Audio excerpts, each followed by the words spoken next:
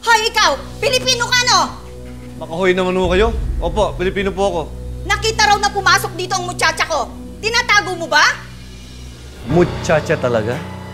Quale sarebbe essere il problema? Dice di essere stata derubata. Hoy, kusinero! Huwag kang pabida, ha? Ilabas mo si Sophia! Bakit ko ilalabas? Hindi ko naman siya tinatago. At bakit ko naman siya tatago? At saka bakit siya tatago? Wala naman siya dito. Dahil ninakawan niya ako ng euro! Talaga? Ninakawan niyo ko kayo? Eh, nung nakita ko siya, halos wala siyang dala. At saka takot na takot siya. O asan siya ngayon? Ilabas mo si Sophia! Hindi ko po alam.